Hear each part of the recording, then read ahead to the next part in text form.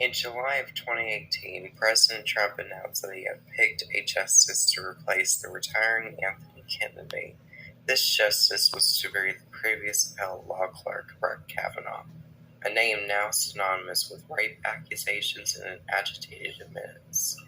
The purpose of this podcast is to explore if this justice is indeed a victim of circumstance or a horrid predatory monster.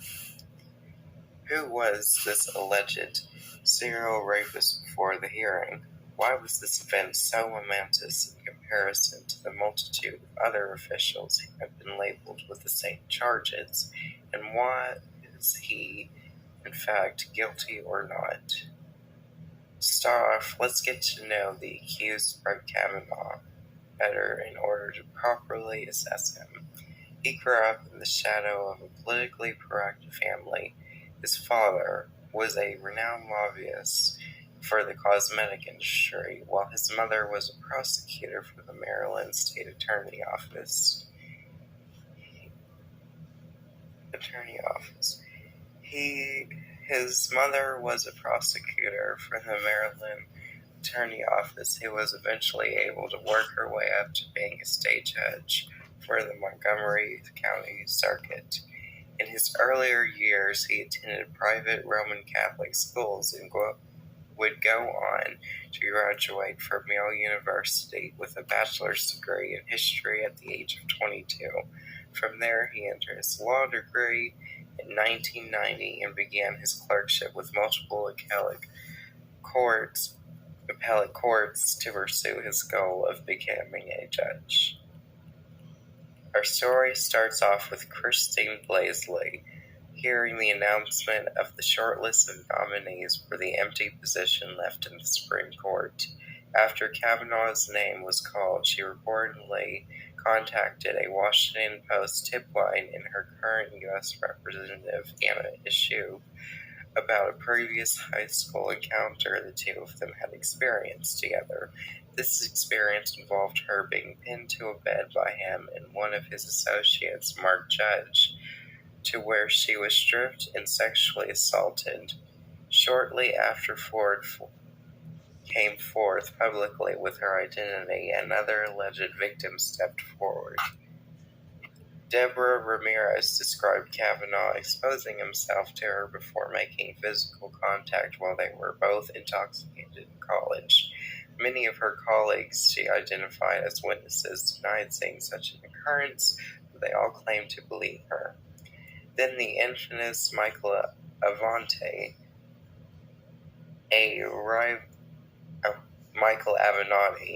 a rival of President Trump and representative of Stormy Daniels during their alleged affair, claimed to have credible information surrounding the Kavanaugh case in a tweet.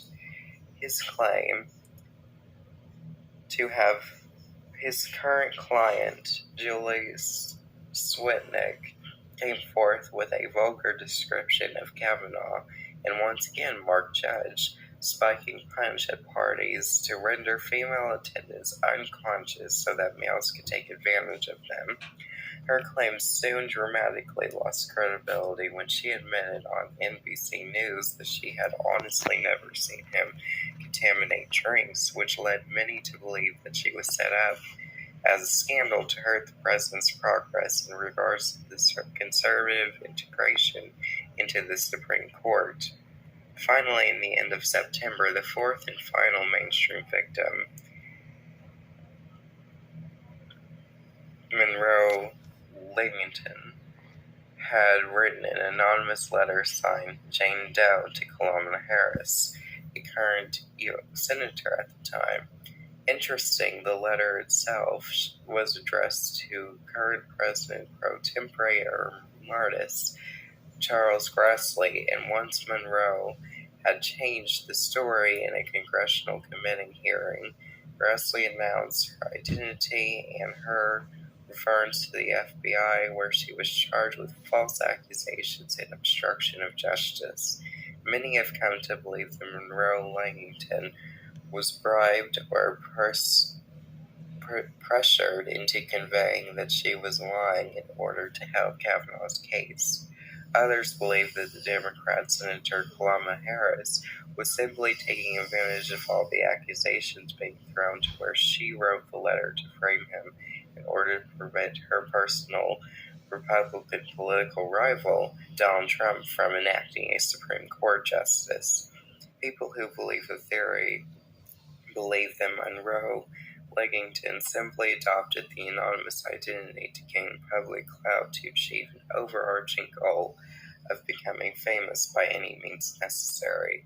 It is reasonable to assume that plausibly the opposing side could have politically motivated to destroy the reputation of their opposing side by slandering their reputation. This was seen from the rarely seen presidential backing of the Supreme Court that was brought in by President Trump, issuing multiple conservative judges in the court. The constitutionality of it was questioned due to the limit precedents for the process historically. Whether or not it was acceptable for a political figure to control who judges what's constitutional and what's not became a core debate surrounding his nominees. This wasn't the first time America faced this issue. In 1796, President John Adams faced a similar issue pressing the matters of the political divide in the nation.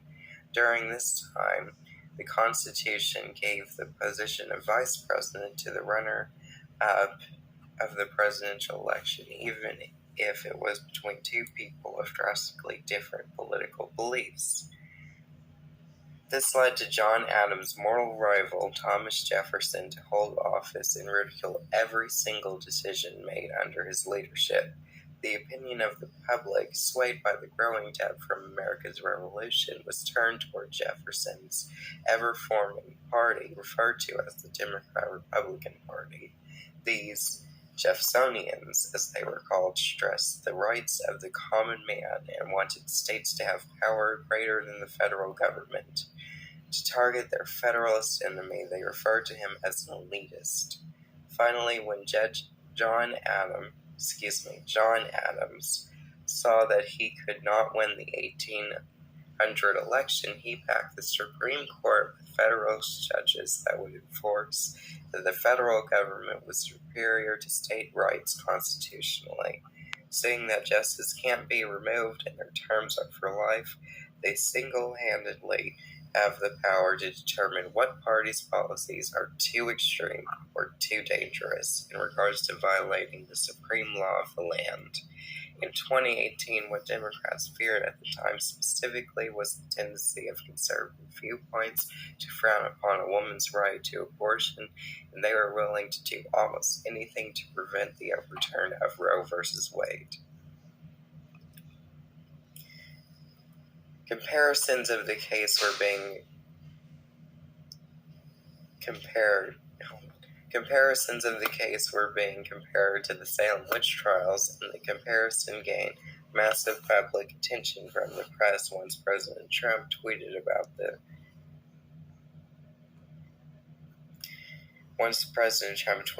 the analysis in regards to it being accurate. In Tony Fell's response to the Wall Street Journal opinion essay surrounding the case written by the editorial's longstanding journalist Lance Morrow, Fels qualifies the claim that the accusations of the modern political controversy are similar to the 1692 Salem witch trials. Childhood rape memories usually arise in individuals that undergo psychotherapist practices and are motivated with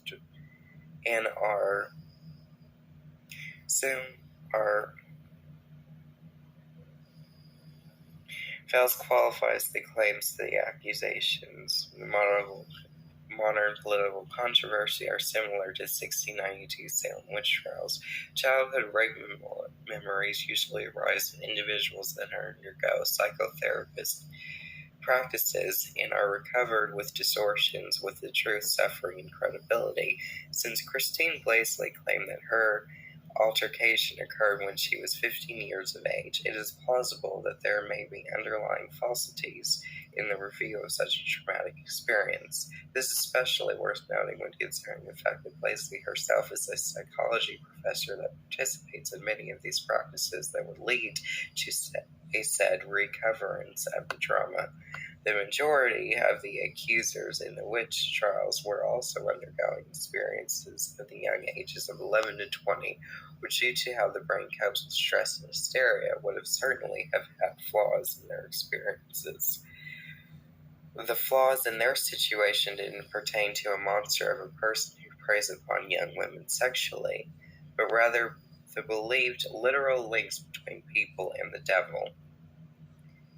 In the review of Moreau's claim, it's also apparent that the social movement and beliefs attributed towards them during the time period were large factors in both scenarios.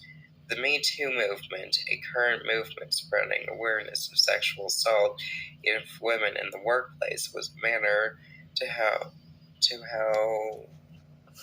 Reverend George Burroughs was accused and executed. Hold on.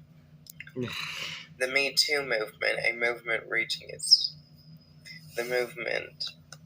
spreading awareness about sexual assault of women in the workplace, was reaching its peak by accusing such a highly respected judge in eerily similar manner to how Reverend George Burroughs was accused and executed for witchcraft at the height of the religious hysteria of the Salem community.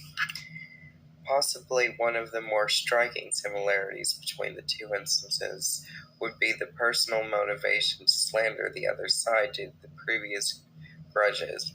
The village grievances between the Salemites were often due to the beliefs that previous generations of families were witches, or since the accused were often executed and found guilty, they would simply accuse people so they could inherit their property, seeing that fertile land was becoming scarce.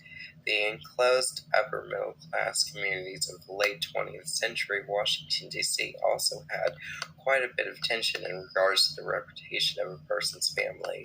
It was believed that Blaisley's family were at bitter terms with the Kavanaughs after the results of a trial involving Kavanaugh's mother and the financial result of the court case. The newspaper Pacific Pundit and a Powerline website article both claim that Kavanaugh's mother, Martha Kavanaugh, ruled against Ralph and Paula Blaisley in regards to the Umlick 8 Corporation attempting to foreclose her parents' house and later financially forcing them to transfer the ownership to their house into a trust fund in 2014. Sites like www.snopes.com, however, claim that this claim isn't as black and white as previous sources would have people to believe. Public records of Potomac, Maryland report that technically Miss Kavanaugh ruled in favor of the Blaisleys by accepting Umnick's motivation to drop their earlier petitions once it was revealed that Blaisleys were going to refinance their house. Even if the story was completely false, the motivation between opposing political aisles was enough to be a motivation factor in individuals being funded or convinced to omit their false accusations.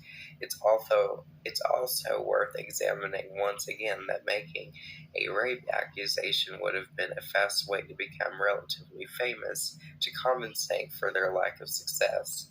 This would be especially true for Swetnick because of her failure to live up to the reputation of her parents and her detachment from her family.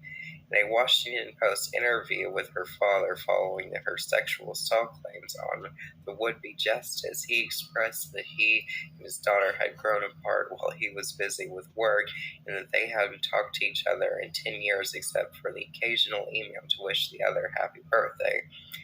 What added to the fire was that Kavanaugh claimed that he never knew that woman and described the situation as something that would be in the Twilight Zone.